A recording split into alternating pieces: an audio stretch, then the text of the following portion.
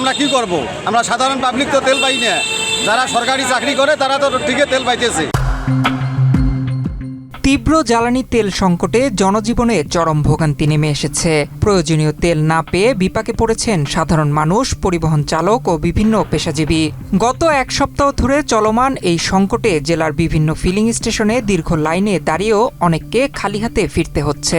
এক সপ্তাহ থেকে গাড়িতে তেল নাই, মনে করেন যে বোতল নিয়ে আসলেন, বোতল নিয়ে আসি মনে করেন যে সিরিয়ালও স্লিপও পাইতেছি না এবং তেলও পাইতেছি না। গাড়িতে যারা তেল নিতেছে তারা মনে করেন যে গাড়িতে নিতেছে এবং জেরিকিনে নিতেছে। আমরা সকাল থেকেই দাঁড়িয়ে আছি, কোনো স্লিপ পাইতেছি না, তেল পাইতেছি না, গাড়ি বাসায় রাখি এসছি। এখন আমরা কি করব? যার কাউকে 1000 টাকা তেল দিতেছে, কাউকে 300 টাকা তেল দিতেছে, কাউকে 500 টাকা তেল দিতেছে। পদ্মা সেতু, মেট্রো রেল এবং এলিভেটেড এক্সপ্রেসওয়ে নির্মাণের গর্বিত অংশীদার বসুন্ধরা সিমেন্ট। কুড়িগ্রাম জেলায় তেল সরবরাহকারী 3 প্রতিষ্ঠান পদ্মা, মেঘনা ও যমুনার অনিয়মিত সরবরাহের কারণে 21টি ফিলিং স্টেশনের বেশিরভাগেই তেলের তীব্র সংকট দেখা দিয়েছে।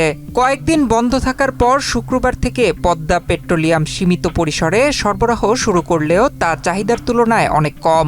মেঘনা ও যমুনা থেকেও পর্যাপ্ত তেল না আসায় সংকট আরও গভীর হয়েছে। আমরা মোটরসাইকেলে দিচ্ছি 500 টাকা করে, আর আমরা প্রাইভেট কারে দিচ্ছি 1000, মাইক্রোবাসে 2000 টাকা করে দিচ্ছি। শুক্রবার সকাল থেকে বিভিন্ন ফিলিং স্টেশনে মোটরসাইকেল, প্রাইভেট কার ও দূরপাল্লার যানবাহনের দীর্ঘ লাইন দেখা গেছে।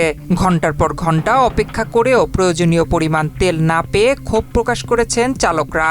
শহরের কয়েকটি স্টেশনে কার্ডের ভিত্তিতে সীমিত পরিমাণ তেল বিক্রি করা হচ্ছে।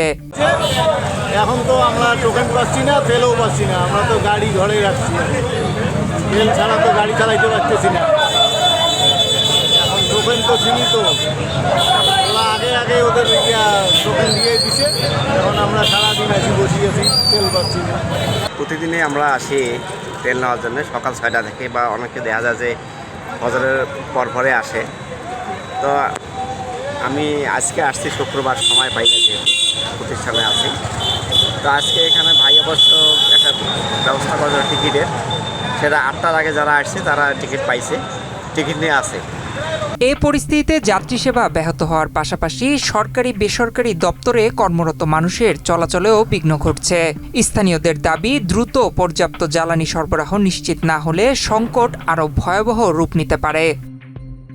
নয়ন বিশ্বাস, বাংলাদেশ প্রতিদিন।